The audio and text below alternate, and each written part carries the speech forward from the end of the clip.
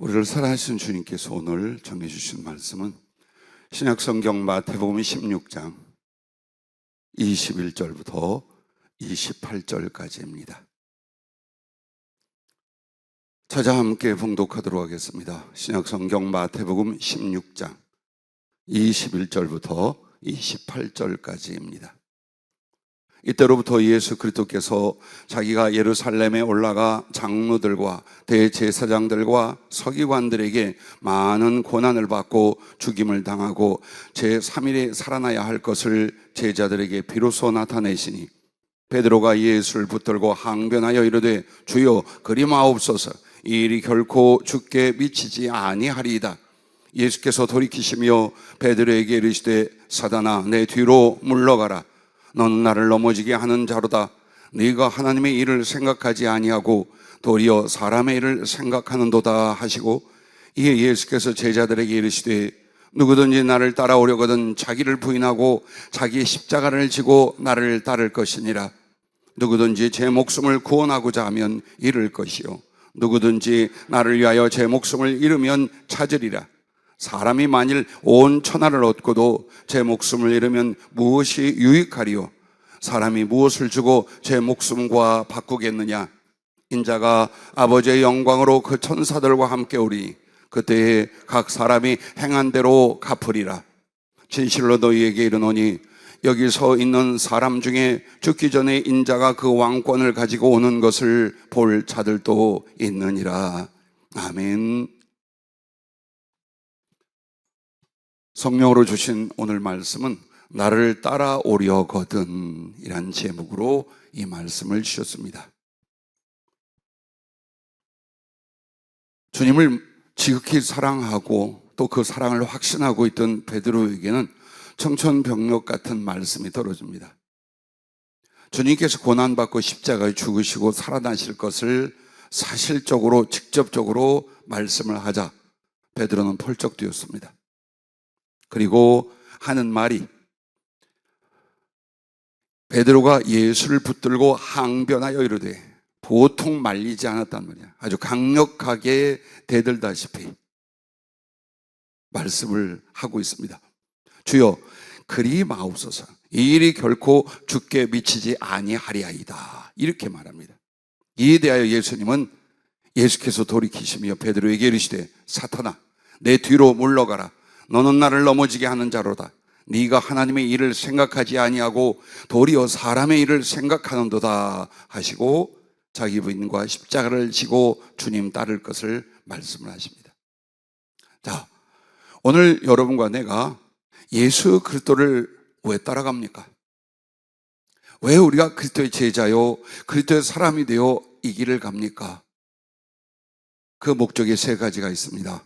첫째가 진리를 깨달아 살고자 함입니다. 즉, 이 세상에서 가장 참된 진리가 무엇인가?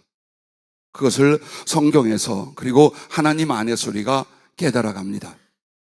그래서 그 진리를 깨달은 만큼 그렇게 살기 위하여 예수 그리스도를 따라가는 줄로 압니다. 또한 그 안에서 두 번째는 영생을 얻고자 하는 것입니다. 보잘것없고 유한한 우리의 존재와 생명을 봅니다.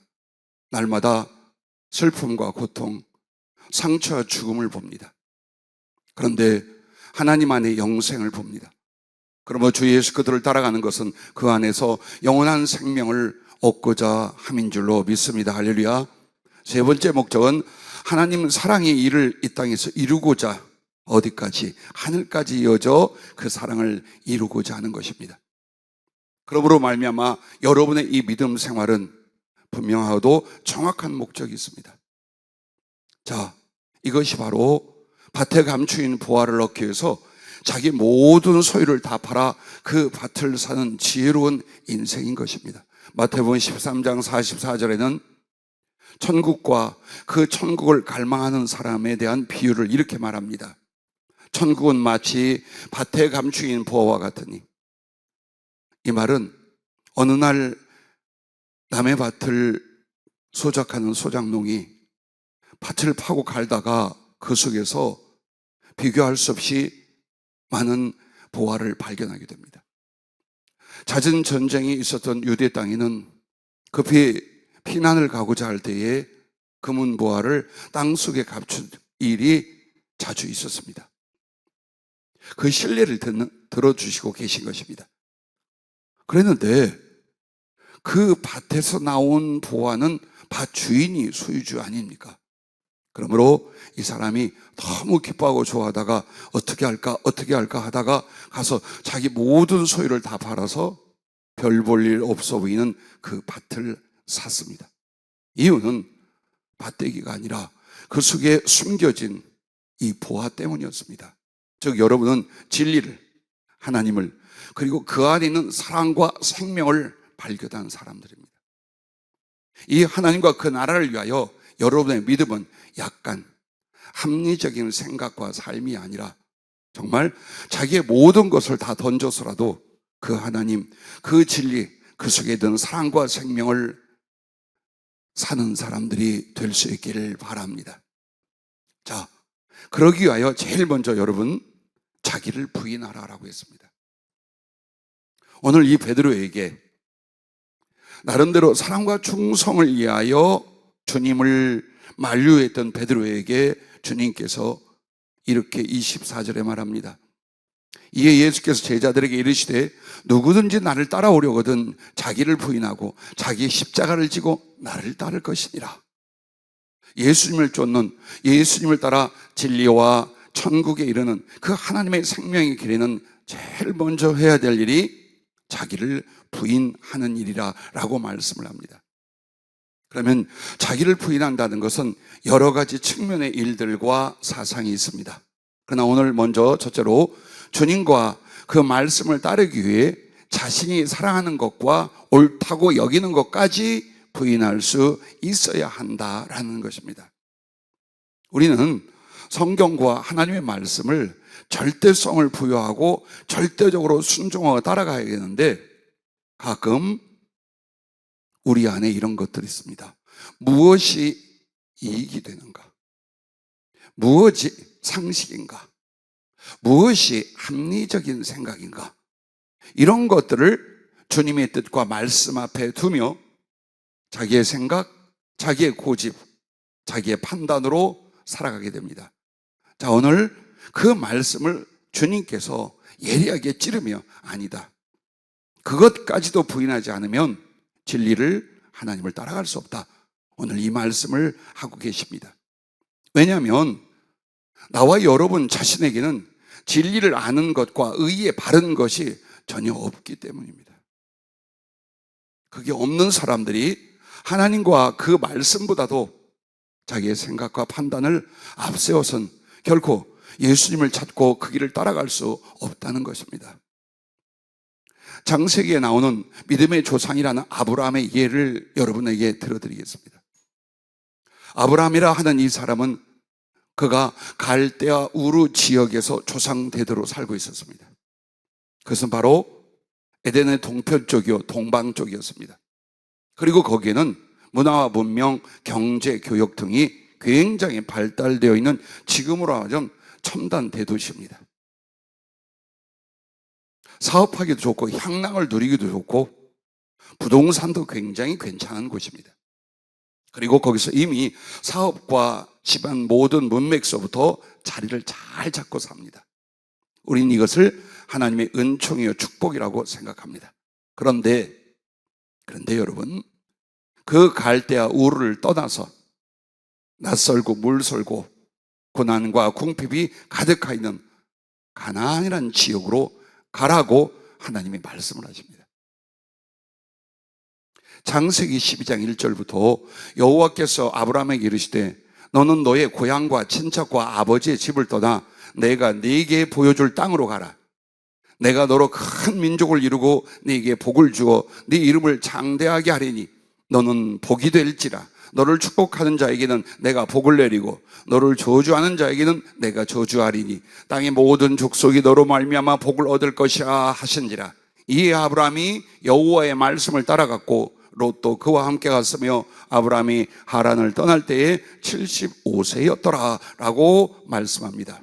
여기서 우리는 우리와 똑같은 인간의 심정을 가진 아브라함의 변명, 아브라함의 합리적인 생각을 유추해 보려고 합니다. 자, 이렇게 좋은 조건과 많은 걸 모았고 행복을 누리고 있던데 하나님께서 느닷없이 자기를 부르기를 하나님이 계획한 그 약속의 땅, 그 땅으로 가라는 겁니다. 그리고 큰 민족을 이룰 것이며 복이 되게 할 것이며 내 품 안에서 수없이 하나님의 은총과 축복의 사람들이 태어날 것을 말합니다. 이 말씀은 너무 좋습니다. 할렐루야입니다. 근데 그 조건을 위하여 주신 말씀이 뭐냐? 지금 얻고 누리는 이 모든 이 복된 것들을 내려놓으라는 겁니다. 이것은 상식적이지 않고 합리적이지 않고 내 생각과 신앙 안에서 옳은 것이 아닌 것 같이 여겨질 겁니다. 하나님, 피땀 흘려 여기서 이런 이 모든 것들을 버리라고요. 내가 이것을 가지고 구제도 하고 선교도 할 수 있는데 여기를 떠나라고요. 여기는 익숙할 뿐만 아니라 너무나 좋은 환경이며 또 좋은 사람들이 많이 있습니다. 근데 어디로 가라고요? 혹시 이거 내가 잘못 생각하는 거 아닙니까? 내가 하나님께 잘못 들은 말씀 아닐까요? 왜? 나의 판단과 사고, 생각이 이미 꽉 쩔어 있습니다. 그런데 나는 앞뒤를 볼 줄 모릅니다. 그러나 하나님은 나를 위하여 그 먼 미래와 앞을 다 내다보고 계시고 무엇이 복이 될 건지, 무엇이 하나님의 뜻과 함께 나눌 영광이 될 것인지 이미 알고 계시기에 그에게 많은 부연 설명을 하지 않고 말씀을 주셨습니다. 그래서 이 말씀이 아브라함에게 임하기 전에 아버지 데라에게 임했어요. 그래서 데라는 그 형, 아브라함의 형 하란을 데리고 함께 출발을 하다가 중간 지역 하란이라는 데서 머물러요. 왜? 그게 바로 합리적이야. 자, 그 지역을 떠난 것은 순종이에요. 근데 가나안 지역까지 가기는 너무나 어렵고 너무 위험해. 그러므로 그 중간쯤 머물면서 여기서 또다시 삶의 길을 만들고자 한 것, 하나님의 명령과 뜻을 완전히 순종하는 건 아니나 그래도 적당히 따르는 것이 돼요. 그러므로 형도 죽고 아버지도 거기서 죽습니다. 그리고 난 뒤에 바로 이 아브라함을 향하여 다시 말씀을 하여 75세에 어쩌면 이제 노인이 되고 있는데 그 알지 못하는 미지의 땅으로 출발을 하게 되는 것입니다. 그러면 하나님께서 그 좋은 자리, 뿌리를 내리고 누리고 있는 그 자리에서 왜 떠나가라고 말했을까요? 오히려 우리를 그쪽으로 인도해 줄 줄 알았는데 거기서 반대로 떠나가라는 겁니다. 그곳은 즉 갈대아 우르 지역은 나중에 바벨론 지역이에요. 거기는 우상 숭배와 죄악의 세상의 유산은 남길 수 있어요. 그러나 바로 그 우상 숭배와 죄악의 세상 유산을 버림으로 말미암아 영생과 하나님의 쓰심과 하늘나라를 상속받게 하시기 위함이었습니다. 무엇이 더 이성적이고 무엇이 더 합리적인 생각이었습니까? 하나님의 말씀인 줄로 믿습니다. 그분의 뜻인 줄로 믿습니다. 여러분에게도 얼마든지 삶 속에서 혹은 나의 정서와 생각 속에서 하나님과 그 말씀과의 충돌이 일어날 수 있습니다. 그러나 그때마다 여러분과 나는 무지한 사람이요 정의로운 사람들이 아니에요. 나를 사랑하셔서 나를 위하여 하시는 그 말씀 앞에 나의 의지와 생각과 살아온 삶의 고집을 꺾을 수 있기를 바랍니다. 그것이 바로 그리스도를 따르기 위한 자기 부인인 줄로 믿으시길 바랍니다. 할렐루야. 자, 이렇게 해서 약속의 땅에 들어왔는데 그 땅에 기근이 들었어요. 아브라함은 자기와 아내에 약간의 식솔이 있는 사람이 아닙니다. 군대로 훈련된 사람만 320여 명이 있습니다. 그러면 그들과 함께 종들이 있을 것이요 가족이 있을 것이요 짐작해 보건대 1000여 명의 가족을 가진, 어떻게 보면 작은 그 부족 국가 혹은 추장 같은 촌장 같은 그런 크기의 규모를 가지고 있었어요. 근데 자기 하나만이 아니에요. 지금 이 가족들이 다 굶거나 혹은 그 모든 동물들이 다 죽을 판이에요. 그럼 이때 어떻게 됩니까? 물 있고 땅 좋고 불 많고 생명을 유지하며 다시 잘 살 수 있는 곳으로 가는 것, 이것이 어때요? 올바른 생각이죠. 틀린 생각이 아니지요. 그래서 그 가나안 땅에 들은 흉년과 기근을 피하여 가지 말라고 하신 애굽으로 내려가게 됩니다. 그러나 거기서 말할 수 없는 고통과 고난을 겪고 아내까지 바로왕이 빼앗겨 버리는 일이 벌어집니다.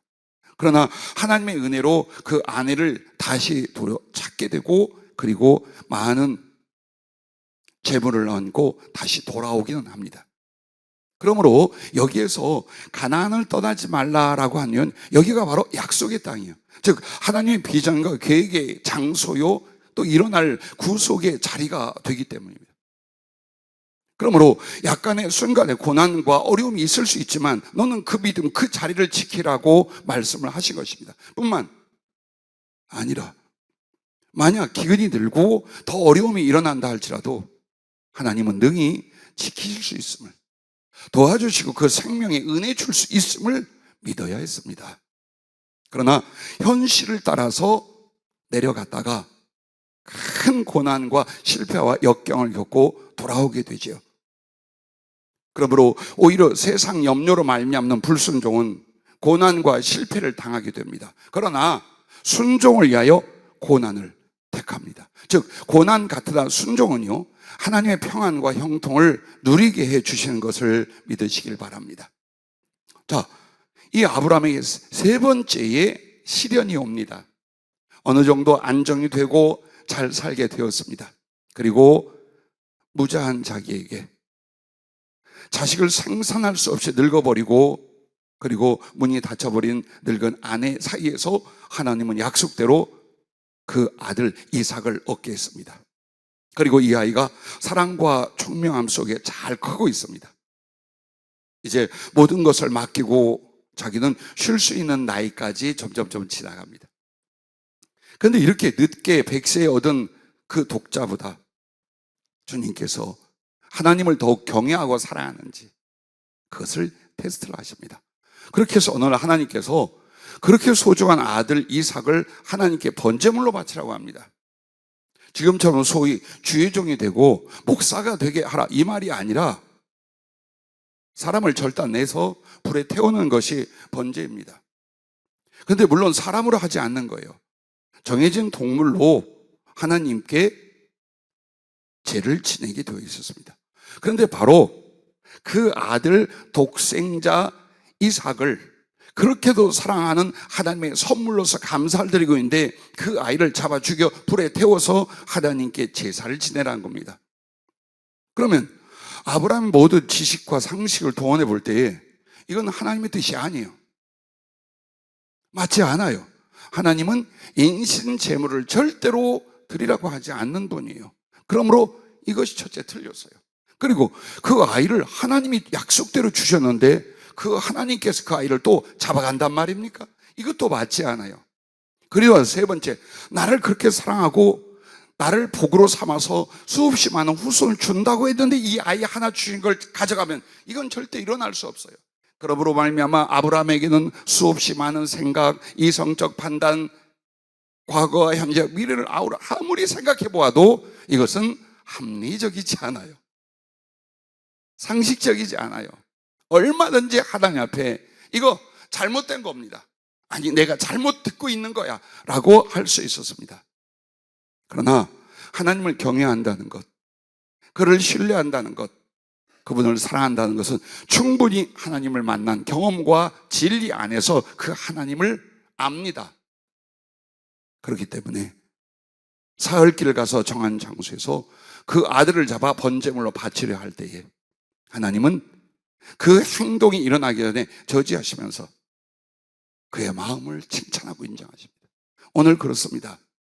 여러분의 행위는 참으로 중요합니다. 그러나 그 행위를 하기까지 여러분의 믿음, 여러분의 순종, 여러분의 사랑은 주님 앞에 더욱 귀한 것입니다. 그래야 주님께서 어떻게 하셨습니까?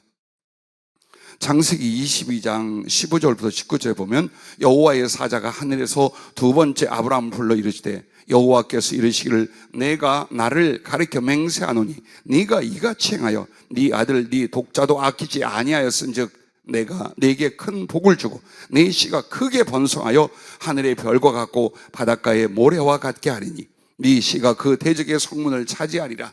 또 네 씨로 말미암아 천하 만민이 복을 받으리니 이는 네가 나의 말을 준행하였음이라 하셨다 하니라 라고 말씀을 했습니다.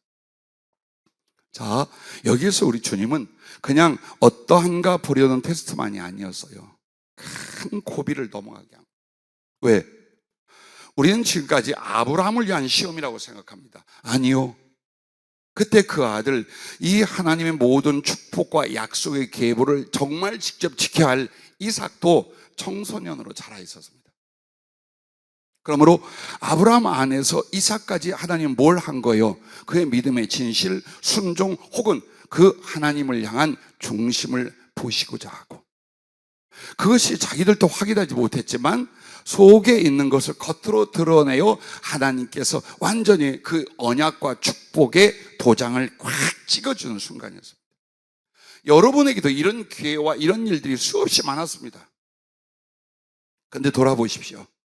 알지도 못했거니와 그 소위 내가 판단하기에, 내가 이성적이고 합리적이고 옳다고 생각하던 그 판단과 생각들 때문에 얼마나 많이 하나님께서 하신 말씀과 약속의 기회를 무시했거나 거절했는지 기억할 수 있다면 은총인 줄로 믿으시길 바랍니다.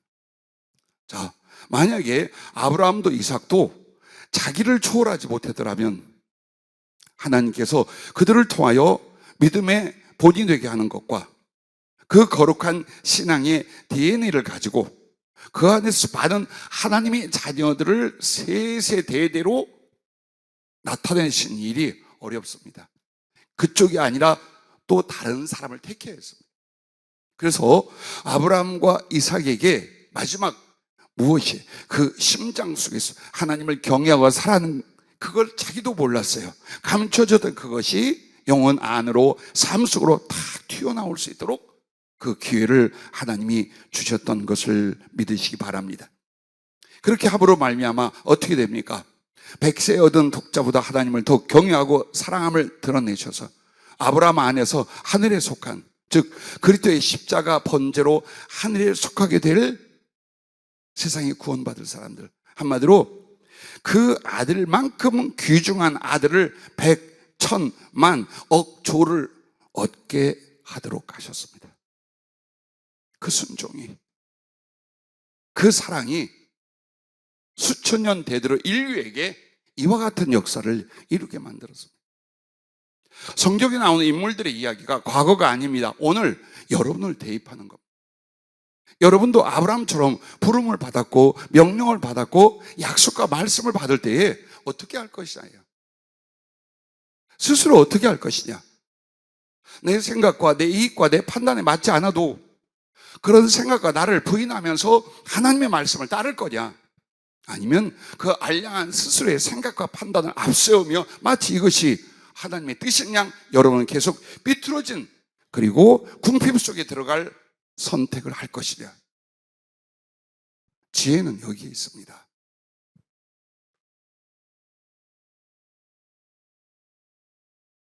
신약의 인물 한 사람을 더 예를 들어 여러분에게 말씀을 드립니다. 자기를 부인했어야만 되는데 자기를 부인하지 못하여 이번에는 정말 고통과 멸망 속에 죽어간 사람입니다. 가룟 유다입니다. 자, 그가 처음부터 그리스도를 따르게 하여 제자가 될 때 거짓말로 한 것 아니었습니다. 진심이었습니다. 그리고 그는 세리였고 꽤 괜찮은 재물이나 여건을 가지고 있었습니다. 그 모든 것들을 내려놓고 예수님의 제자가 되게 하여 그의 부르심 앞에 기꺼이 응했습니다. 그런데 그리스도를 따라가는 길에 어떤 유익과 어떤 은혜가 있는지 알고 따라왔지만 자기 가슴에 가득한 물질 욕심과 세상 영광을 분하이지 못합니다. 자, 자기를 부인하고가 가룟 유다에게서는 어떤 부분이었습니까? 물질 염려와 욕심, 세상에 대한 미련과 영광, 이것이 솟아오르는데 그 자기를 부인하고 따라가야 했습니다. 그렇게 못했습니다.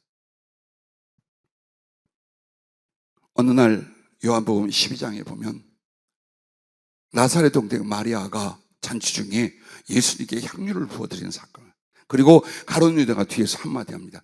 참 비싼 걸 저렇게 낭비하냐, 저거 팔아서 가난한 사람들에게 나눠줬으면 얼마나 좋겠느냐. 근데 그 글을 쓰고 있는 제자 요한은 가룟 유다를 파악하고 있어요. 저는 도적이라. 예수 그리스도와 그 제자들을 위하여 누군가 헌물을 드리고 섬겼던 것들을 물질적 욕심을 못 이겨 조금씩 훔쳐갔습니다. 그래서 만약 그 향유를 팔아서 고가의 헌금이 들어오면 역시 그것을 챙겨가려고 그렇게 한 거예요. 그리스도를 쫓는 거 맞아요. 그의 제자로서 자기를 드리는 게 맞아요. 그런데 자기 속에 있는 버려야 될 그 부분을 부인하지를 못하고 있는 거예요. 그리고 가룟 유다 안에는 이게 있었어요. 돈도 필요했고 예수님을 위하여 돈도 없고 그 주님을 사지 뇌물, 왜 예수님을 팔아 넘겼느냐. 많은 사람들은 은 30만을 생각을 합니다. 그렇지 않아요. 가룟 유다도 예수 그리스도가 은 30 정도의 가치가 아니라는 걸 알아요. 그러나 그 은 30에 예수님을 팔아 넘긴 이유가 뭡니까? 그분을 사지에 내몰면 그가 가만히 아니 계실 거라고 생각한 거예요. 이 못돼 처먹은 이 악랄한 것들, 이 잘못된 것들, 이 하나님을 거역한 이 세대를 완전히 그 능력으로 말미암아 다 조전 박살 내버리고 거룩한 혁명을 일으키시리라, 이걸 기대를 한 거예요. 그리고 나면 자기는 자동으로 어때요? 큰 권력을 예수님과 함께 얻겠죠. 그리고 이 부분은 다른 제자들 가슴에도 있었어요. 그런데 오늘 본문에 뭐라고 합니까? 나 가서 엄청 고난받고 두들겨 맞고 그렇게 능력을 당한 뒤에 십자가에서 처형을 당할 거란다 얘들아. 그리고 그 뒤에 사흘 만에 부활한대. 이 말은 안 들리는 거예요. 3일 만에 부활한다는 말씀 안 들려요. 주여 절대로 그럴 수 없나이다. 근데 정말 주님에 대한 우정과 사랑도 있어요. 그래서 양심의 가책이 돌갔어요. 그런데 더 깊은 속에 저 의의는 무엇입니까? 주님은 그렇게 살고 그렇게 죽으면 안 돼.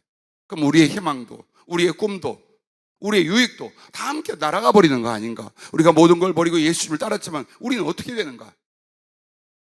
이 생각이 강력하게 올라왔었죠. 그래서 가룟 유다는 어떻게 됩니까? 주님을 팔아넘겼어요. 일단 돈이 생겼어요. 은 30은 적은 돈은 아니에요. 최소한 종 하나를 얻을 수 있는. 그리고서 지켜보았어요.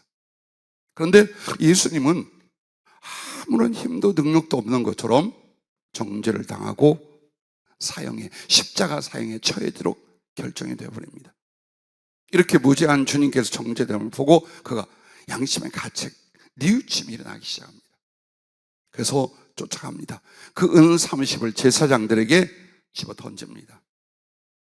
내가 무죄한 죄를 팔았다.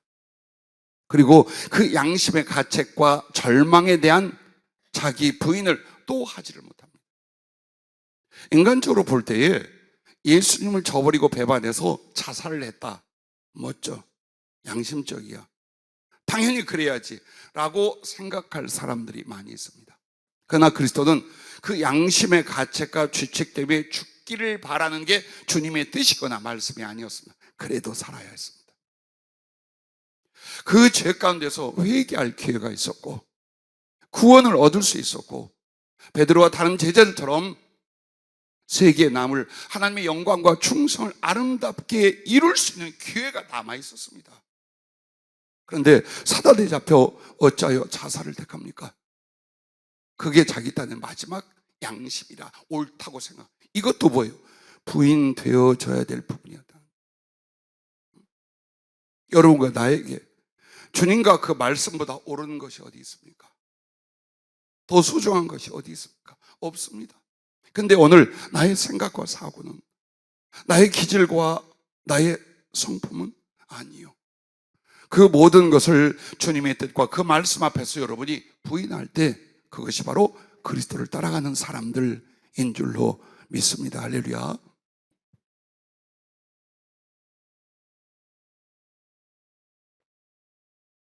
그렇게 해서 자기를 부인할수록 온전한 순종으로 주님과 말씀에 있는 복을 얻게 됩니다.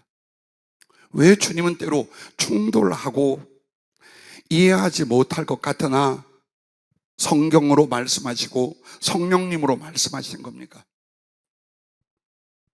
여러분과 내가 그 말씀을 따르기 위하여 예수님 앞에 자기를 부인하면 할수록 온전한 순종, 그가 주실 구원과 복된 것들을 이룰 수 있는 바로 그 길로 여러분이 가기 때문이에요. 그래서 그것은 부인된 자기는 소멸되고 그리스도 안에서 진리와 생명의 자기 자신을 얻게 되는 것을 믿으시기 바랍니다. 자, 두 번째로는 주님을 따르기 위하여 이렇게 말합니다. 자기를 부인하기 위하여 자기 십자가를 지고 가라라고 했습니다. 예, 십자가를 지고 가는 건 앞에 수식해 준 이 말씀 때문에 자기를 부인하는 것, 그것을 위하여 자기 십자가를 지고 가야 된다. 그러면 자기 십자가란 그리스도와 복음과 하나님의 뜻을 따르기 위하여 목숨을 내려놓고 가는 것입니다. 여러분이 들어온 이 신앙은 형식이거나 삶의 일부분이 아닙니다. 영원한 생명을 얻게 해요. 육신의 생명을 던지고 걸 수 있는 결단, 그 진실, 그 진심에 달려있는 것이 이 기독교 신앙이라는 것을 잊지 마시길 바랍니다. 항상 마지막 자기 부인할 부분이 무엇입니까? 누구나 자기의 목숨이 살고 죽는 일입니다. 결국 나라는 존재를 부인할 때 마지막은 뭡니까? 앞에서는 생각이나 마음이나 결단 이런 것이지만 그 속엔 뭡니까? 죽고 사는 문제. 근데 여러분의 의지와 삶의 수고는 살고자 하는 거예요. 개같이 살아도 살아야 돼. 그게 우리들의 의식이고 한 인간의 존재성이에요. 근데 주님은 하나님의 모든 걸 주기 위하여 우리에게 뭘 만가? 너 목숨 내놔. 네가 그토록 아끼고 두려워하는 그 육체의 목숨이라는 거 하나님 앞에 던져둬. 그러지 않으면 너 나 못 따라온다. 네 몸뚱이, 그 소욕과 그 목숨에 대한 염려나 미련 때문에 네가 진리를, 하나님의 은총과 축복을 오히려 배반하거나 저버릴 때가 온다. 미리 나는 예수 그리스도와 하나님을 믿고 사랑하고 따르고 그 안에서 이 복과 영생을 얻기 위하여 언제든지 어차피 죽을 내 육체의 목숨을 던지리라. 이것이 일어나야 된단다 라는 말씀이에요. 그게 자기 십자가를 지고 가는 거예요. 특히나 그 당시 제자들에게는 이 부분이 없으면 다 비겁해지고 두려워하고 배반하고 엉망진창이 됩니다. 그러나 오늘은 좀 나은가? 여러분과 나에게 베드로 때보다, 주님의 제자 시대보다 더 어려운 지경에서 여러분은 신앙생활을 하고 있습니다. 그게 무엇인 줄 압니까? 네 마음대로 해도 돼요. 그때는 아니었어요. 모든 부분에서 절차가 필요했고 감시가 있었고 그 다음에 거룩한 의분이 일어날 수 있었어요. 고난과 역경 때문에. 근데 지금 어때요? 교회 나올 수도 있고 안 나올 수도 있고 네 마음대로야. 그저 네 마음 안에 하나님을 부인하지 않고 어느 정도의 믿음이 있다면 네 마음대로 해. 네 마음대로. 네 이익을 위하여, 네 사업을 위하여, 네 연애를 위하여, 네 놀고 쉬는 걸 위하여 얼마든지. 왜? 그 다음에 또 교회 나오거나 신앙을 연결하면 되는 거야. 이게 더 큰 문제인 거예요. 이것이 우리들을 더욱 연약하게 만들고 주님과 그를 사랑하고 경외하는 길을 무너뜨리는 유혹 속에 여러분과 내가 살아요. 왜 하나님이 살아계시며 그의 성령을 부어 교회와 기독 신자들을 세워가는데 이렇게 무능합니까? 세상을 바꾸지 못합니다. 그때 몇백 명은 예루살렘과 온 유대와 사마리아 그리고 그리스, 지금의 터키 지역, 아라비아 지역, 그리고 북부 아프리카 지역, 그리고 그리스를 거쳐서 로마, 스페인, 이 모든 지역, 나아가 인도까지 강력하게 몇십 년 안 다 뒤집어 봤어요. 어떻게 그럴 수 있을까요? 그들은 자기를 부인하게 하여 목숨을 십자가 앞에 던졌습니다. 그러자 그들을 믿는 하나님, 그들이 순종한 하나님 말씀은 하나님의 강력이 되어 나타나기 시작하는 거예요. 정말 하나님의 나타나심이 그들의 전한 복음과 신앙 위에 일어났던 거예요. 우리도 똑같이 하면 됩니다. 정말 그 성경대로 여러분도 하면 하나님의 살아계심과 그의 기적과 능력의 역사를 볼 것입니다. 그리고 성경에 있는 모든 약속이 여러분의 영혼과 삶에 이루어질 줄로 믿으시길 바랍니다.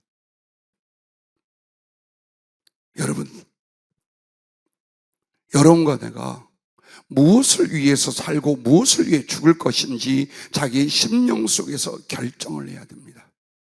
어차피 죽어요. 우리 젊은 여러분, 나한테는 최소한 50년에서 70년이 남았다고 생각하지 말아요. 우리의 가족사는 태어나자마자 1살 때 죽은 누나가 있어요. 가장 예쁘고 귀여움을 받는 7살짜리 눈에 넣어도 아깝지 않은 누이가 병으로 죽었어요. 그리고 아주 옛날 시대예요. 6.25 전 시대니까. 18살 꽃같은 처녀로 잘 자라나 집안에서 가장 사랑받고 착하고 이쁘다 누나가 약혼을 하고 그 약혼자가 횡령을 한 사람을 회사에서 찾으러 갔다가 칼에 맞아 죽어요. 그리고 화병이 나서 1년 안에 어떤 치료도 가지 않아 죽었어요. 자, 9 중에 3은 이렇게 죽어서 나는 얼굴도 본 적이 없어요. 막둥이라. 언제나 그 교훈입니다. 우리 아버지 요즘 말로 사업, 정치, 업계 모든 부분에서 다 누렸어요. 그런데 30대부터 발병하기 시작하고 고치고 일어나고 쓰러지고를 반복하다가 쉬운 4세 깊은 산골짜기에 건강과 신앙을 위하여 우리 모두를 데리고 버려둔 채로 나 7살 때 돌아가셨어요. 누가 나의 인생과 나의 생명을 내가 짐작한 대로 살 것이고 마음대로 할 수 있다고 생각할 것입니까? 아마도 여러분도 날마다 보았을 거예요. 내 혈육 가족 안에서, 내 주변 안에서 손쓸 수 없이, 저항할 수 없이 생명이 속절없이 떠나가는 걸 보며 그 중에 하나가, 그 다음이 바로 여러분과 나 자신이라는 걸 알 것입니다. 그런데 이 목숨의 그 값어치를 내가 하나님 앞에 정하는 겁니다. 벌벌 떨면서 이것을 누리고자 하는 걸로 살 것이냐, 진리와 하나님의 나라와 그리고 저 멋진 하나님의 사랑의 세계, 의의 세계, 능력의 세계, 하늘나라의 세계를 위하여 이 목숨을 기꺼이 담보로 던질 것이냐. 그게 마음 안에서 결정이 되는 거예요. 내 마음 안에. 제가 22살에 죽음을 작정하고 자살하려 유서를 써놓고 하나님께 기도한 것이 그것이었습니다. 단 2줄입니다. 하나님은 살아계시면 만나주십시오. 만나주신다면 이렇게 자살할 이 목숨을 하나님께 드리겠습니다. 그러나 만나주시지 않거나 없으면 나는 이제 수없이 작정했던 자살로 내 인생을 끝날 것입니다. 이게 기도 전부였어요. 그런데 중요한 건 지식도 신앙의 상식도 없었지만 내 마음은 절실했고 진실했어요. 즉 생명을 걸고 기도했던 거예요. 2주 만에 만나주셨어요. 그리고 그 모든 불과 같은 몸을 고치시고 무엇보다도 죽어가던 그 영혼을 하루아침에, 아니 2-3시간 만에 고쳐버리는 하나님을 만나봤어요. 그래서 압니다. 목숨은 소중하지만 여러분이 진리라 믿는 이 하나님과 그 말씀에 대해서 육체의 삶과 생명을 걸고 있어야 돼요. 안 그러면 여러분은 더 높은 곳으로 못 갑니다. 항상 이 육체를 위하여 사는 삶으로 하나님과 그 진리를 왜곡시켜 갈 것입니다. 그래서 주님을 따르려면 자기를 부인하고 자기 십자가를 지는, 이게 따로따로 나눠 있는 말이 아니라 자기를 부인하여 진리를 따르고 나의 죄성과 무지를 부인하여 예수님의 진리를 붙들고 이렇게 하기 위해서 마지막 부인해야 될 것이 몸뚱이의 목숨이라. 그걸 우리에게 가르쳐 주시는 것입니다. 그렇게 해서 내 마음 안에서 정말 예수를 믿고 하나님의 나라와 그 생명을 얻는 이 일은 생명을 걸 만한 가치가 있다고 내 마음속에 결정이 일어나잖아요. 그러면 삶에서 자기 십자가를 능히 지고 가게 됩니다. 그리고 여러분은 진리와 주님을 위해서 죽고자 하는 과정을 넘잖아요. 그러면 순종과 사랑의 자유와 능력을 얻기 시작합니다. 자유가 뭔 줄 아십니까? 죽는 것으로부터의 자유예요. 그 썩어질 몸뚱이로 얽매여 살아가는 이 비참한 나라는 존재와 삶의 방식으로부터 어때요? 더 고상한 것과 거룩한 것과 완전한 것을 위하여 내가 원하는 마음대로 나의 영혼과 삶을 조절할 수 있는 능력의 상태로 가는 거예요. 그리고 그 하나님과 정의를 위하여 혹은 하나님의 진리와 사랑을 위하여 나도 마음껏 어때요? 그 사랑을 얻고 이룰 수 있는 능력 안으로 들어가는 게 뭡니까? 자기를 부인하게 하여 자기 십자가를 지는 상태. 조금 더 교회의 봉사나 혹은 기독 신앙에 얽어매기 위해서 너를 부인하고 네 목숨 걸고 믿는 거야, 그 말이 아닙니다. 죄 가운데 무지 가운데 있던 우리가 어떻게 하나님을 믿고 온전히 따라갈 수 있겠습니까? 정말 그 길이 진리요 생명이요 은총과 축복의 길이라도 수없이 많은 생각과 수없이 많은 부딪힘과 수없이 많은 유혹 앞에 있습니다. 그러나 더 완전하고 거룩하고 온전한 것을 위하여 나를 부인할 수 있는 그 믿음의 결단과 실천이 일어날 수 있기를 주의 이름으로 부탁합니다. 엘리야라고 하는 사람이 있었습니다. 그때 당시 이스라엘은 잘못된 왕 부부가 올라와 있었어요. 아합과 이사벨이라는 왕과 왕비가, 특히나 이 왕비가 우상 숭배, 모든 미신과 우상을 다 끌어 최소한 그 왕비 밑에는 800~900명의 우상 숭배 선지자들이 있었어요. 어디 좀 들어본 것 같죠? 이 시대나 그 시대나 그래요.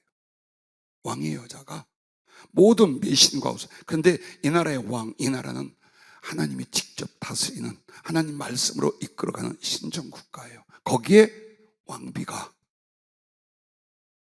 많은 우상과 미신으로 가득 차 있는 악녀였어요. 그리고 왕은 그저 해벌쭉해서 그것을 다 쫓아가고 허락한 바로 그런 사람이었어요. 그래서 이스라엘 전체가 우상 숭배와 하나님을 저버리고 죄악 가운데 멸망해 가고 있을 때 하나님의 사람 엘리야를 세웠습니다. 그는 왕과 사람들에게 여호와 하나님이 살아계신 하나님이요 그분만이 참 하나님이라는 것을 보이기 위하여 목숨을 걸게 됩니다. 그렇게 하나님의 말씀과 영광을 위해서 죽고자 합니다. 그리고 시합을 벌입니다. 갈멜산에 올라가 그 우상 숭배, 그것을 조장하는 선지자들을 450명을 데려옵니다. 왕도 그걸 보게 합니다. 수없이 많은 이스라엘 백성을 볼 때에 재물을 잡아서 물을 부어 또랑까지 다 줄을 채워놓고 기도하자. 너희들이 믿는 신이 참 신이라면 하늘에서 불이 내려오게 해라. 내가 믿는, 우리가 믿는 여호와 하나님이 참 신이라면 불이 내려와 응답할 것이다. 거기에 450대 1로서 목숨을 걸고 그 산에 올라가 선포하고 기도합니다. 그리고 하나님께서 참으로 그 불을 내려서 왕과 이스라엘 백성들이 다 보게 합니다. 그리고 450명의 바알 선지자들을 엘리야의 손으로 다 처단해버리게 만듭니다. 그리고 많은 사람이 살아계신 하나님께 엎드리게 만듭니다.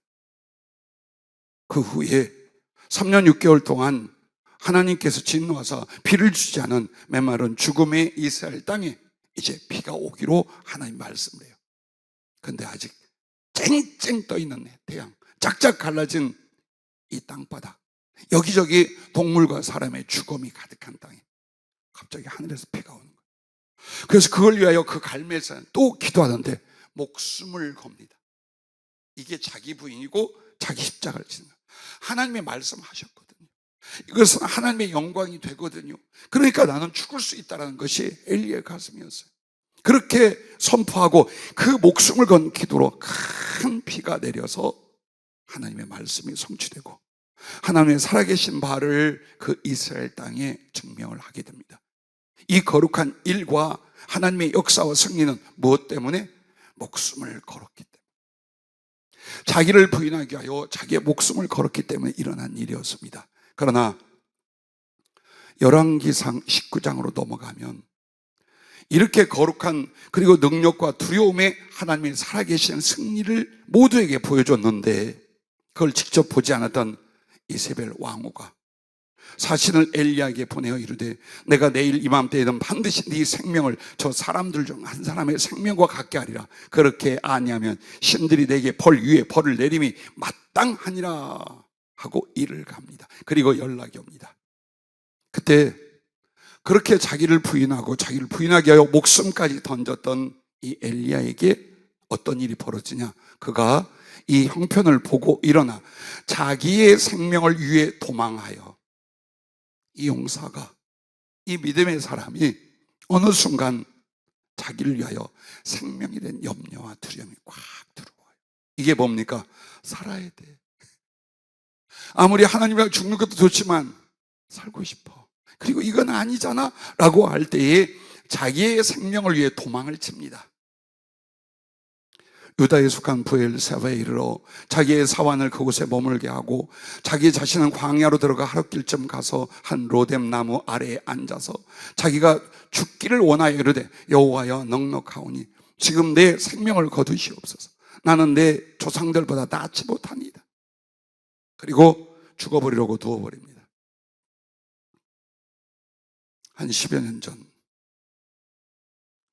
10여 년이 넘었습니다. 한 15년 가까이 됩니다. 정말 여러분도 많이 보셨지만 분노와 절망의 순간이 왔습니다.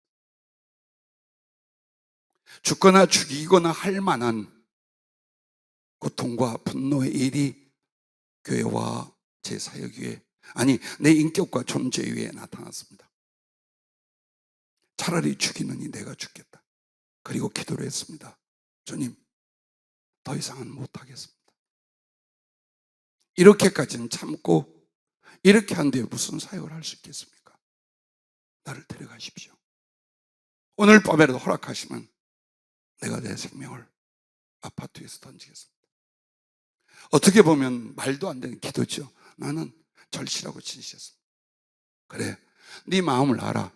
내게 오라라고 주님 말씀했다면, 아니 사단이라도 그렇게 했더라면 난 지금 여러분 앞에서 이 말씀을 못 전할 것입니다.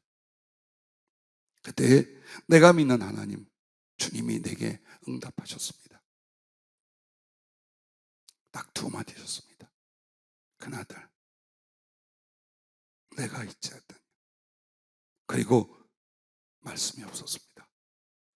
한참을 이렇게 죽을까 저렇게 죽을까 하며 주의 말씀을 기대하고 있었습니다. 그리고 두 번째 이 말씀을 하셨습니다. 네가 그렇게 떠나고 나면 남은 나의 양들은 어떻게 하랴? 주님을 따르지만 너를 통해 나를 만나고 주님을 사랑하고 따라가는 우리 성도들과 믿음의 동지들이 되어서 네가 그렇게 떠나면 남은 나의 양들은 어떻게 하랴? 그 말씀에 더 이상 내 고통과 절망, 괴로움은 의미가 없었습니다. 심장이 찢어질 것 같고 넘어져서 밤새 울었습니다. 그리고 점점 나를 부인하기 시작했습니다. 내가 주의 종이 되어 이 길을 왔을 때 주님과 복음을 위하여 죽고자 하지 않았던가? 처음 주님을 만났을 때 목숨을 바치기로 소원하고 오지 않았던가? 그것은 죽고 싶을 때 죽는 게 아니라 주님을 위하여 복음을 위하여 죽는다는 거지. 내가 내 고통과 분노와 절망 때문에 죽으려 했던 것이 아니죠. 그 밤을 눈물로 통곡하며 지샌 뒤에 다시는 주님과 복음을 위해서 혹은 여러분을 위해서 죽을지언정 내게 어떤 고통과 절망이 와도 내 목숨을 내어주지 않기로 했습니다. 오늘 여러분과 나에게 있어서 이 엘리야도 그랬어요. 이렇게 위대한 선지자, 그런 권능과 기적을 보며 10번이라도 목숨 바칠 수 있는 사람도 어느 순간 내가 사는 걸 염려하며 내 몸뚱이의 필요를 염려하는 순간 이렇게 무너진답니다. 오늘 말씀에 나오는 사도 베드로를 보십시오. 자기 목숨을 위하고 염려할 땐 주님이 말씀한 것처럼 어때요? 주님이고 사명이고 뭐고 배반하고 던져버리고 도망을 칩니다. 예수님 체포될 때. 그렇게 비겁한 사람 아니었어요. 3년을 넘게 예수님을 위하여 모든 걸 던지고 주님을 따랐어요. 근데 마지막 무슨 시험이 왔어요? 너도 같이 죽을래? 너 한번 예수 따라가서 고난받고 같이 그렇게 처형당할래? 할 때 아이쿠 하는 거예요. 그 순간 도망을 칩니다. 양심으로부터, 믿음으로부터, 예수님으로부터 철저히 부인하여 그 목숨을 살리고자 가장 비겁해지고 가장 연약해지고 가장 악해지는 모습을 택하여 도망을 칩니다. 그런데 나중에 부활하신 주님을 만나고 성령을 받은 뒤 주님과 복음을 위해서 그는 죽음을 각오하고 마음의 결정을 내렸어요. 그러자 어떻게 합니까? 하나님 안 죽게 해요. 사랑과 사명을 위해서 살게 만듭니다. 사도행전 12장에 가면 예루살렘에 헤롯 왕으로 말미암아 큰 박해가 일어나요. 그렇게 해서 사도 야고보가 순교를 합니다. 그리고 베드로도 체포되어서 옥에 가두고 죽이기를 준비하고 있을 때예요. 그런데 죽고자 하는 사람에게는 이게 있어요. 쇠사슬에 묶이고 사형이 집행될 건데 그는 편안하게 잡니다. 그때 교회는 모두 합심하여 사도 베드로를 구원해 달라고 기도하고 있었고 천사가 그 감옥 속에 나타나요. 탁탁 쳐서 깨우는데 꿈인지 생신지 몰라요. 그 쇠사슬을 풀어주면 그때의 정신하여 철문들이 하나씩 열리며 하나님의 사자는 베드로 사도를 데려다가 교회까지 가게 합니다. 죽고자 했더니 살게 하시는 거예요. 살고자 했더니 죽음보다 못한 비참함 속에 무너져가는 거예요. 하나님을 따라가는 삶은 여러분에게 어느 날 죽어라 내 목숨 내돈 안 하십니다. 그러나 가슴에 그 각오가 있어요. 그리고 하나님과 그 나라와 생명과 은총은 충분히 그 가치가 있습니다. 아까워하지 마십시오. 두려워하지 마십시오. 어느 날 하나님께서 우리가 더 이상 이 땅에 있을 필요가 없다 할 때 데려가실 거예요. 어차피 가요. 그러므로 진짜 바로 하나님을 만나고 진정한 삶으로 신앙으로 하나님의 은총으로 살고자 한다면 내가 믿는 하나님과 그의 말씀을 위하여 나는 존재와 생명을 언제든지 던질 수 있다로 새기고 기도하고 만들어가는 거예요. 그게 바로 자기 십자가를 지고 예수님을 따라가는 믿음인 줄로 믿으시길 바랍니다. 그런데 이렇게 해서 베드로는 사도행전 12장에서 야고보를 죽이고 베드로 먼저 죽이려 했던 그 박해자 헤롯 왕이 이 되어진 일을 알고 지켰던 간수와 군인들을 전부 다 죽여요. 그런데 자기에게는 공포가 오기 시작해요. 그렇게 해서 어떻게 하냐? 예루살렘에 있다가 도망을 쳐서 피해갑니다. 그냥 옮겨간 것처럼 말해요. 그렇지 않아요. 헤롯이 그를 찾아도 보지 못하며 파수꾼들을 신문하고 죽이라 명하니라. 헤롯이 유대를 떠나 가이사랴로 내려가서 머무니라. 물론 거기도 궁이 있어요. 그런데 큰 두려움이 오기 시작한 거예요. 그렇게 악하고 방자하게 하나님과 하나님의 사람들을 대적하다가 눈으로 본 거예요. 그리고 도망을 쳐서 피해갔어요. 그만큼 이제 예루살렘은 어때요? 안전하기 시작해요. 한 사람의 살고 죽을 그 믿음으로 말미암아 예루살렘 그 많은 신자들과 교회가 안전하고 든든히 서가기 시작을 합니다. 그리고 나서 주의 사자가 곧 친히 누구를 헤롯 벌레에 먹혀 죽으니라고 말합니다. 대신 이렇게 말씀이 연결이 됩니다. 하나님의 말씀은 흥왕하여 더하더라. 그렇습니다. 그 하나님의 말씀의 역사와 구원의 역사는 예루살렘 온 유다를 덮어가고 있는 거예요. 죽이고 칼로 이 신앙과 신앙의 사람들을 막으려 했으나 죽고자 하는 사람 하나로 말미암아 이렇게 강력한 복음 전파와 부흥의 역사, 구원의 역사가 일어나고 나아가 로마까지 가서 강력하게 복음을 전하게 됩니다. 여러분과 나의 인생에 어떤 일이 날지 몰라요. 그러나 누구나 하나님의 은혜를 더 받고 그 하나님께서 나라는 존재를 크고 아름답게 써주시기를 원합니다. 그러기 위하여 여러분은 자기를 부인하고 자기 목숨을 이미 그리스도 앞에 던질 수 있는 믿음의 용기와 결단과 삶이 일어날 수 있기를 바랍니다. 오늘 본문에 나오는 베드로는요, 자기 나름대로 믿고 바라는 예수가 자기 생각 속에 있었습니다. 오늘 이 말이 참 중요하고 두려운 말. 21절 말씀을 보면요, 주님께서 고난을 받고 십자가에 죽임을 당하고 제3일에 살아나야 할 것을 주님이 말합니다. 이게 예수님이에요. 이게 진실, 진리의 예수님의 말씀이에요. 그런데 베드로에게는 절대 용납할 수 없고 이 말씀을 믿고 따를 수도 없는 바로 그런 예수였어요. 그 판단으로 십자가를 결코 지지 않는 예수, 죽지 않는 예수. 베드로, 오직 세상에서 자신의 안전과 사랑과 보장이 되어주는 예수를 그는 믿고 있었던 거예요. 진리를 대한 진짜 예수가 아니라 내가 생각하는 예수가 내 안에 믿음의 대상으로 있었던 거예요. 근데 지금 진짜 예수님이 내가 싫어할, 내가 두려워할, 내가 생각하지 못할 말씀을 하는 거예요. 여기에 강력한 충돌과 저항이 일어나 버리는 거예요. 우리들의 영혼과 신앙과 비교해 볼 수 있기를 바랍니다. 그래서 주께 항변하기까지 하며 22절을 말씀을 합니다. 베드로가 예수를 붙들고 항변하여 이르되 주여 그리 마옵소서, 이 일이 결코 주께 미치지 아니하리다. 이것은 의리로만 한 말이 아니에요.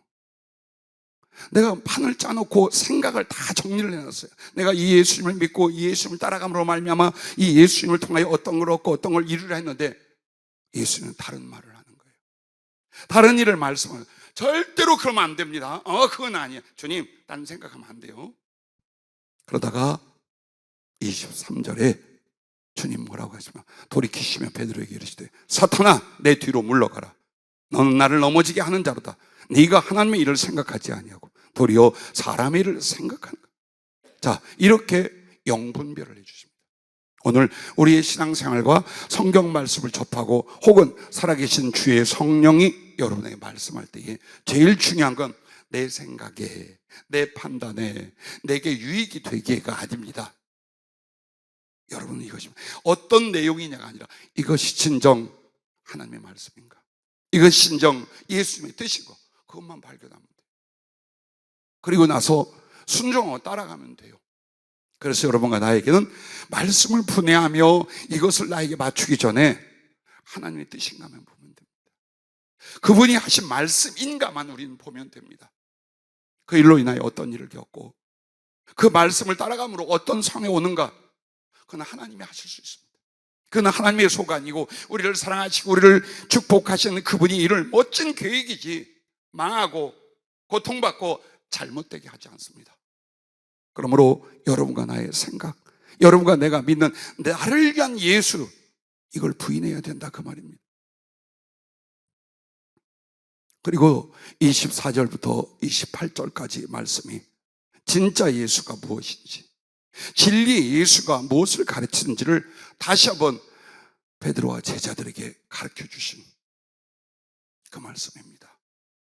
우리도 가끔 소름 끼치도록 두려움과 아픔, 눈물 속에 진짜 예수님을 발견해야 됩니다. 내가 만든 나를 위한 예수, 그리고 그분의 말씀들을 내 안에서 용납해 가지 마십시오. 자기를 부인한 건 그렇게 내 안에 내 식으로 나를 위한 예수님에 관한, 그리고 그런 말씀을 형성해 놓은 걸 부인할 수 있어야 됩니다.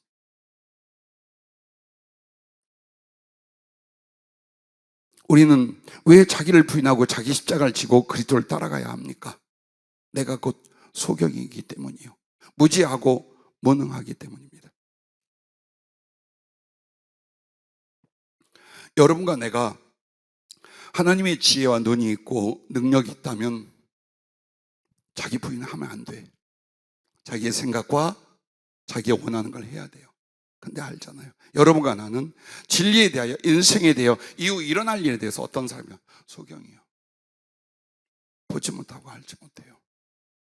그리고 그런 진리와 하나님의 뜻을 따르기에 너무나 무능해요. 죄성은 가득해요. 이런 환상을 비유로 하나 얘기해 주셨습니다. 어린아이가 있는데 보니까 앞을 보지 못해. 소경아이가 있었어요. 그런데 바람 소리가 일어나고 파도 소리가 치는데 그게 어떻게 판단이냐? 자기 앞에. 보이지 않는데 자기 앞에 강력한 파도 치는 소리와 바람을 느끼는 거예요. 그럼 앞으로 가면 안 되잖아. 이게 이 아이의 판단이었어요. 그런데 앞에 있는 그 아이 앞에는 아빠가 있었어요. 우리 주님을 가르쳐 표현하는 것 같죠. 그 보지 못한 아이의 손을 잡고 앞으로 와야 된다고, 앞으로 오라고 외쳤습니다. 아이는 더더구나 앞을 보지 못하니까 예민하게 감각과 생각이 발달되어서, 아니야, 앞에는 바람과 파도야, 앞에는 빠져 죽을 바다야. 강력하게 자기 판단과 생각을 고집을 합니다. 아이는 그래서 아빠가 자꾸 앞으로 오라는데 자꾸 뒤로 갑니다. 자꾸 뒤로 물러나기 시작했습니다. 그러나 실제로는 파도 치는 바다가 앞에 있는 것이 아니라 아빠는 보고 있었어요. 뒤에 있었습니다. 아이는 앞이라고 생각하며 그 소경 아이는 뒤로 가고 있지만 아버지는 뒤에 바다가 있어요. 파도 치고 소용돌이 치는 바다가 그 아이 뒤에 있는데 이 아이는 내 생각이 앞이야. 그러므로 주님은, 아빠는 나를 앞으로 오라지만 난 못 가. 그래 죽을 수 있어. 뭔가 이상해. 그리고 뒤로 가고 있는, 그리고 빠져버립니다. 그러자 아이 아빠가 손을 딱 잡고 그거 봐라 하면서 꺼내줬어요. 그러자 그 아이, 소경 어린 아이가 물속에서 올라오면서 아빠에게 울면서 원망을 냈어요. 더 세게 잡아당기고 안 되면 머리채라도 잡아서 끌고 가지 않았어요 했어요. 누굴까요? 누굴까요? 여러분의 이름을 불러줄까요? 한 사람씩? 우리 이러고 산 거예요. 얼마나 많은 세월과 얼마나 많은 기회를 이렇게 내 생각과 내 염려와 내 판단으로 몰려마 앞으로 못 나간 거예요. 자기를 전적으로 부인하며야 오직 그때 말씀과 뜻을 따를 수 있습니다. 그리고 성령으로 주님께서 나의 손을 잡고 나의 발이 되어주시고 나의 눈이 되어주셔서 지혜와 능력과 사랑과 충성의 순종을 이루게 하신다는 것을 잊지 마시길 바랍니다. 마지막 세 번째는 그리고 예수 그리스도를 따르라는 것입니다. 교회를 다녀보라가 아닙니다. 내 사랑 우리 젊은 청년들, 여러분 지금 신앙이 무엇인지 간을 보고 계신 분들이 아니에요. 난 여러분들이 최소한 영혼과 양심을 걸고 하나님을 향하고 있다고 믿어요. 그러면 그 깊이와 높이와 너비와 길이에 하나님을 만나고 그 거룩한 생명과 사랑과 능력과 지혜의 세계를 여러분은 어떻게 하나에 따라 깊게 들어갈 수 있고 빨리 할 수 있습니다. 그러나 계속해서 망설이고 우리들의 생각과 판단을 계속 앞세우면 하나님 말씀과 살아계신 하나님이 나를 주장하고 인도하시면 충돌이 일어나고 더딜 수밖에 없답니다. 자, 그러므로 내가 하나님께 대하여 거스리거나 맞지 않는 그 부분들을 부인하고 죽을 목숨을 정말 하나님과 그 나라를 위해서 던져놓고 그리스도를 따라간다면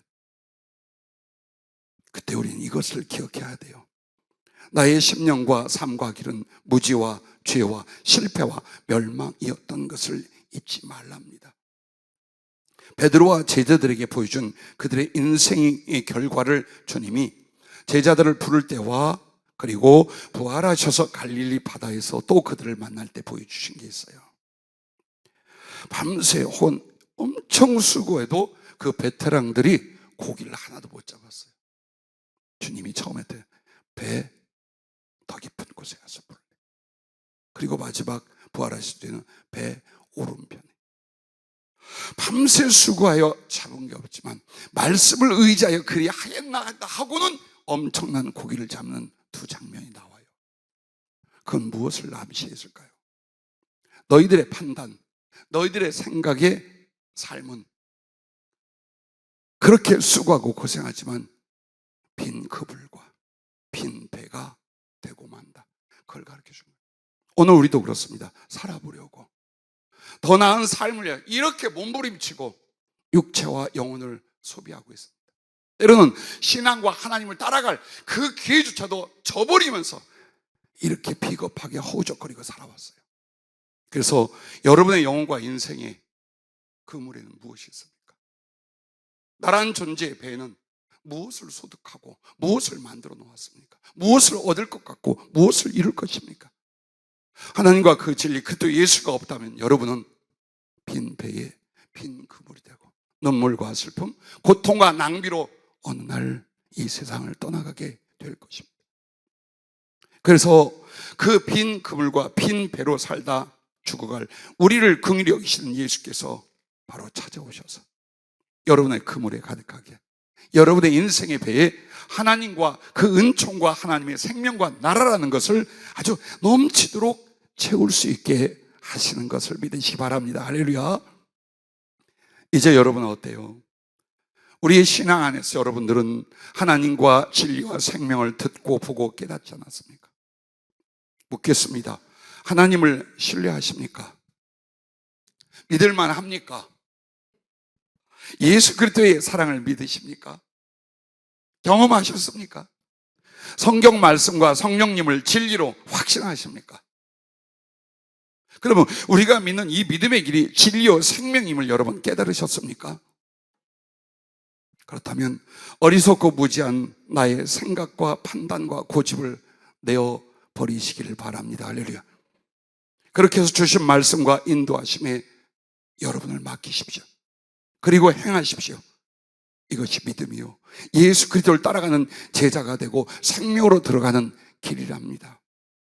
요나도 보십시오.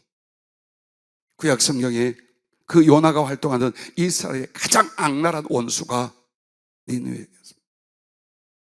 아수르 그 나라는 세계 역사 가운데 가장 잔인한 그런 침략 방법을 썼습니다.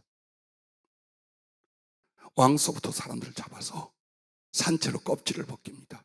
눈을 뺍니다. 혀를 뽑습니다. 목을 잘라서 전시를 하고 차고 다닙니다. 인간이 두려워 고통받을 수 있는 모든 방법으로 침략하고 침략한 나라를 확정하고 다스렸던 그게 아수르요 그 수도가 니느웨입니다. 그런데 어느 날 그렇게 두려워하고 증오로 가득 차 있는 니느웨를 향하여 요나에게 가라고 했습니다. 하나님께서 그들에게 말씀을 전하고 복음을 전하게 하셨습니다. 요나는 이런 생각을 했어요. 이렇게 악한 원수였던 니느웨는 구원할 수도 없고 구원해서도 안 된다고 생각하고 살았어요. 이런 증오 속에 자기 확신을 갖고 있었어요. 그리고 하나님도 나의 생각과 같을 거라고 생각하고 있는데 그 니느웨에 가서 복음을 전하라니 믿고 싶지도 순종하고 싶지도 않았습니다. 자기 생각과 고집으로 도망치다 고난을 겪고 니느웨로 돌아갑니다.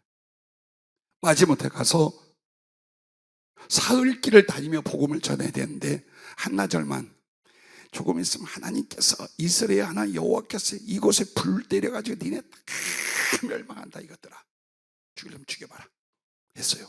근데 하나님이 하신 일이 돼요.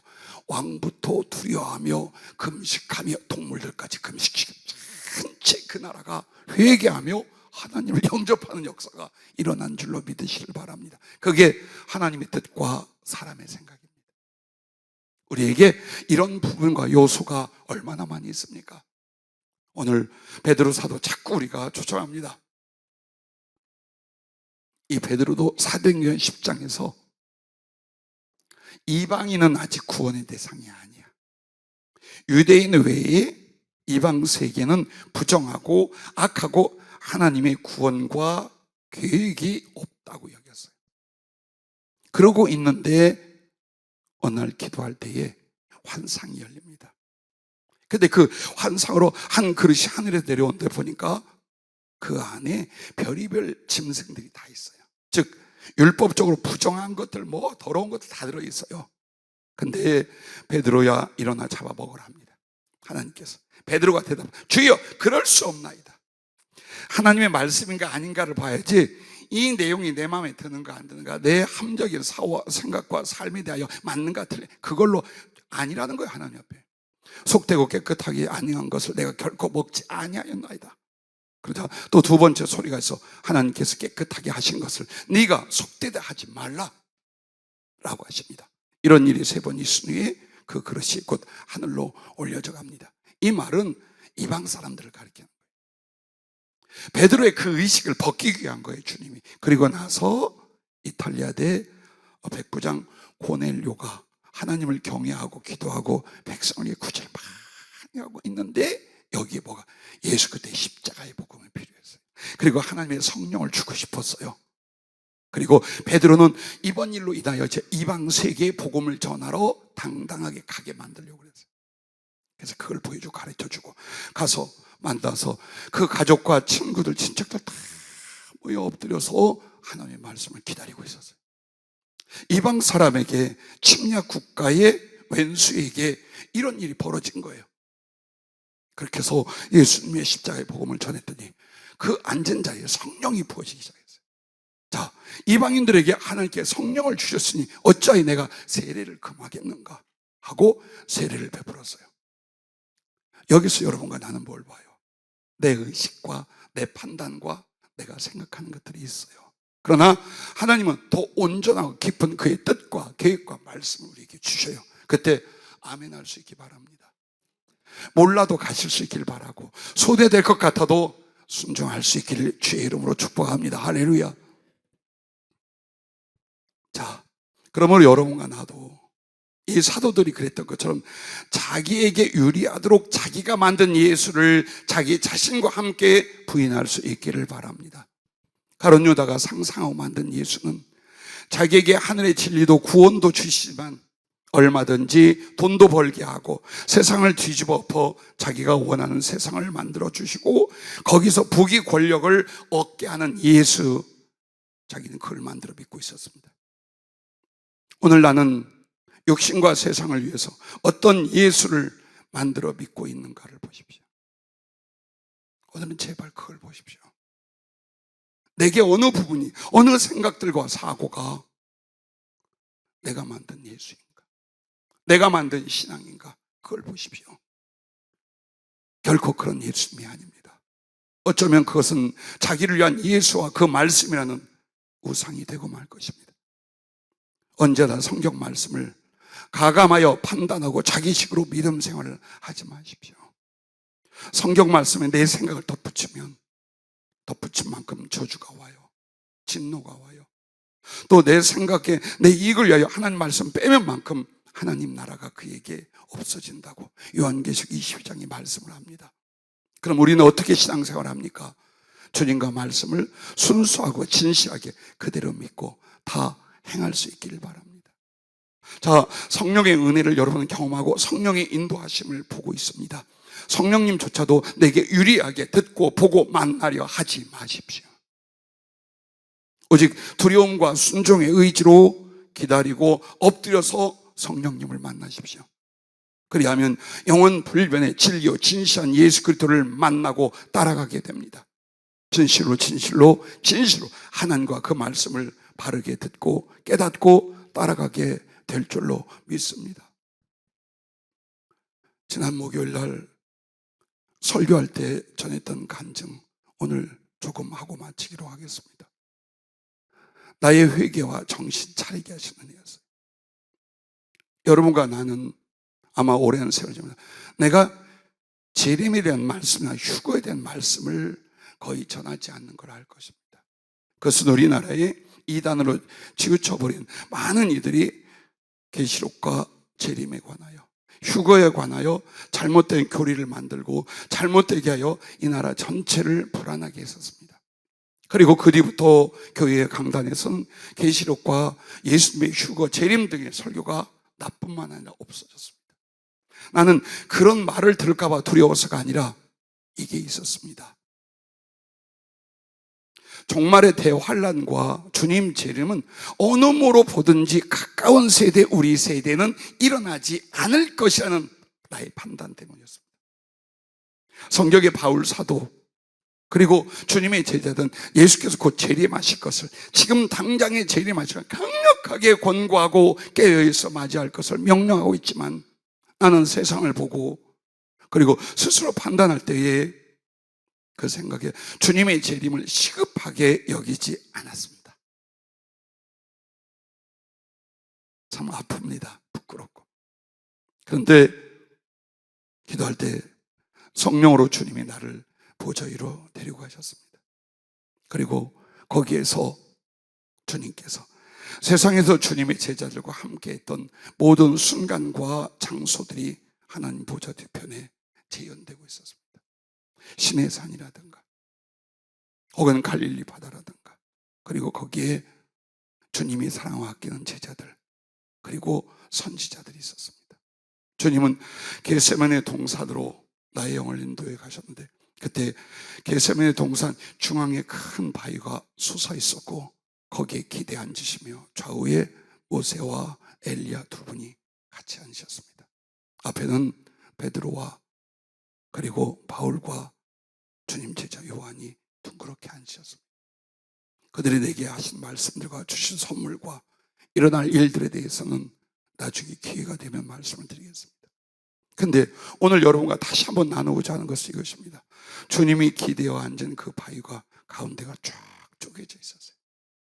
나는 상상하기를, 예전에 주님이 겟세마네에서 피눈물을 쏟아 십자가를 지시해 기도할 때 그때 그 간절한 도에 바위가 쪼개졌는가? 혹은 예수께서 십자가에 죽으시고 바위가 터지고 지진이 일어나면서 나중에 죽은 자들이 부활을 해서 살아나고 막 그랬죠. 그때 혹시 터지지 않았는가? 그래서 주님께 집중을 하고 물었습니다. 그때 주님이 성경 한 곳을 생각나게 하고 일러주셨습니다. 스가랴 14장 4절입니다.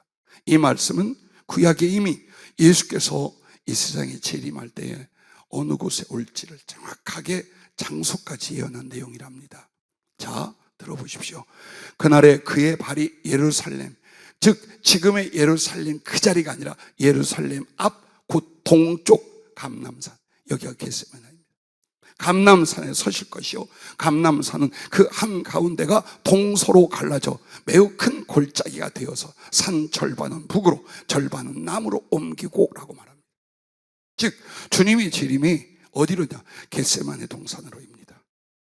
사람들 모든 인류가 볼 수 있도록 가시적으로 그분이 오셔서 거기에 서시게 됩니다. 그때에 그 겟세마네 동산 가운데가 쫙 갈라질 것이라고 말합니다.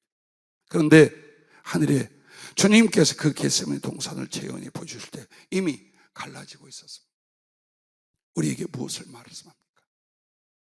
너희들 생각에는 이 시대에는 예수께서 오실 때는 아니야. 더 많은 징조와 더 많은 성경적인 일이 일어나야 되는 것이지, 아마도 나와 우리의 자녀 세대에는 예수님의 재림은 일어나지 않을 거야 라는 보편적이고 상식적이고 합리적인 생각들을 딱 갖고 있는 거예요. 근데 성경은 오늘이라도 오신다. 깨어서 기도해라. 정말 성령으로 행하고 의를 행하라. 오실 예수님 준비하고 정신 차려라. 지구상에 엄청난 환란과 함께 큰 혼란이 일어날 것이고 그때 예수님은 도적같이 올 것이다. 계속 말합니다. 그런데 오늘 나나 지금 이 시대의 기독교인들은 그 말씀 2000년 동안 있었어요. 그리고 똑같잖아요. 아마도 예수님의 재림은 앞으로도 한 500년, 1000년 더 걸리지 않을까? 이게 어디에서 나온 소리입니까? 내 속에서, 내 판단과 내 생각으로 그런 말을 합니다. 주님께서 그러시는 거예요. 하늘에서는 이미 나의 재림이 진행되고 있느니라. 이미 시작되고 있다는 뜻이에요. 그리고 나를 경성하고 깨닫게 하려고 주님 보좌에서 그쪽으로 가서 보게 하신 거예요. 여러분, 그렇습니다. 오늘 마태복음 16장 28절 말씀을 보십시오. 진실로 너희에게 이르더니 여기 서 있는 사람 중에 죽기 전에 인자가 그 왕권을 가지고 오는 것을 볼 자들도 있느니라. 주님이 몰라서 그렇게 말한 게 아니에요. 우리가 시대적으로 어떻게 사느냐, 오늘이라도 이번 주에도 예수께서 재림할 수 있고 세상이 종말이 줄 수 있고, 그 거룩한 경각심과 깨어 주님을 사모하는 이 정신으로 살라는 것, 또 주님의 재림은 아무도 모르게 어느 날 이루어진다는 거예요. 자, 나는 이 말씀을 여러분에게 주님의 재림을 직접으로 말하고자 하는 게 아니라 얼마나 그렇게 성령과 말씀으로 산다는 목사도 자기 생각과 판단이 꽉 쪄들어 있고 앞서 있는가를 여러분에게 부끄럽게 간증한 거예요. 무엇이 있는가 보십시오. 여러분이 믿고 살아가는 것 중에 정말 진리요 주님의 말씀 그 순수함과 진시함대로 받고 따르는지, 내가 나를 위하여 왜곡하거나 거역하거나 줄이면서 사는지. 오늘 이 자기 부인, 자기 십자가를 지는 주님 앞에 회개 혹은 진실한 믿음으로 들어감으로 말미암아 말씀에 있는 모든 내용과 그 살아계신 하나님이 여러분의 것이 되며 여러분의 가슴과 삶에 이루어지는 축복이 일어나시기를 바랍니다.